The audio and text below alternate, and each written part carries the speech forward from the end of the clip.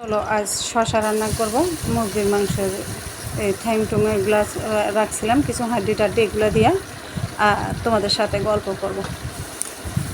যে আমি কড়াইতে তেল দিছি, তেলের মধ্যে আদা পেঁয়াজ রসুন বাটা একসাথে দিয়ে দিলাম। আর ওই যে কালো যেটা দেখা যাইতেছে ওইটা সকালে আমি পিঠা বানিয়েছিলাম, পিঠার এই জন্য ফেলছি না আমি। আর এখানে মশলার মধ্যে আমি মরিচের গুঁড়া, হলুদের গুঁড়া, লবণ, ধনিয়ার গুঁড়া আর মাংসের মশলার প্যাকেট থেকে একটু মশলা একসাথে দিয়ে দিলাম।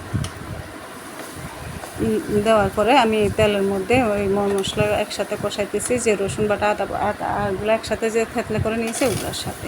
এবার আমি আগে থেকে বেছে রাখা মুরগির হাড্ডি পাট ঠ্যাং এগুলো বেছে রাখছিলাম, ভালো করে গরম পানি দিয়ে ধুইয়ে এরপরে এগুলো দিয়ে দিলাম। দিয়ে আমি একটু পানি দিয়ে ভালো করে কষাবো এগুলো।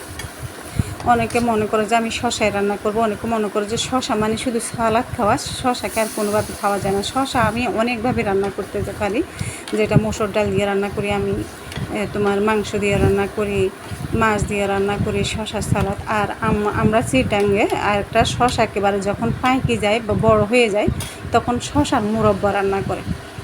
আসলে শশা দিয়ে মোরব্বা রান্না করে, আবার দেখছি যে সেমাইও বানাইতে, সেমাইও ওইটাও বানাইতে পারি। পরে তোমাদের সাথে শেয়ার করবো আল্লাহর রহমতে। আল্লাহ যদি আমার পেজটাকে ধীরে ধীরে বড় করে ফলোয়ার বাড়ে, তাহলে আমার আশা আছে আমি আরও সুন্দর সুন্দর ভিডিও বানাবো। তো এখনও উৎসাহ পাইতেছি না, ফলোয়ার বাড়তেছে না ভালো করে। সব কিছু ঠিকঠাক হলে আমার আশা আছে যে আমি আরও ভালো ভালো ভিডিও বানাবো এবং তা তোমাদের সাথে শেয়ার করবো, একসাথে অনেকটা দেবো। তা যাই হোক, ভিডিও করতেছি পর্যন্ত। পেজটা খোলার পরে প্রথমে সাহস করছি না, আসলে সাহস করলে আজ হয়তো অনেক আগে খোলা হয়ে যেত।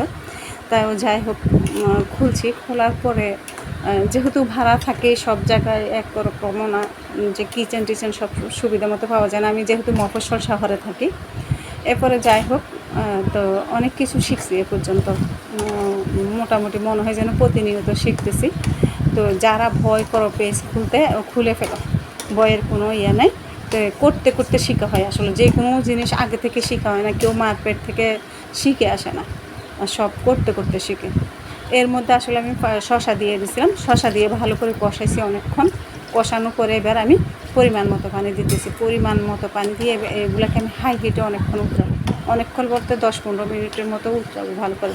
বেশি করে উতরালে তোমার ঝুলগুলা ঘন হবে, শশাগুলা সিদ্ধ হয়ে যাবে, ঘন হয়ে অনেক টেস্টি হবে। তো দেখতে থাকো।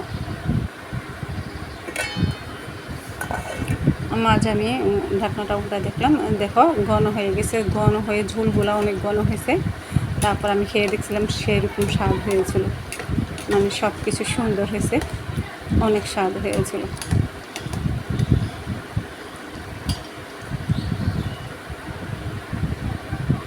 আসলে মনের সাহসটা সবচেয়ে বড় কথা। আর কে কী বলবে এগুলো না করে নিজের উদ্যোগে করে ফেলা উচিত।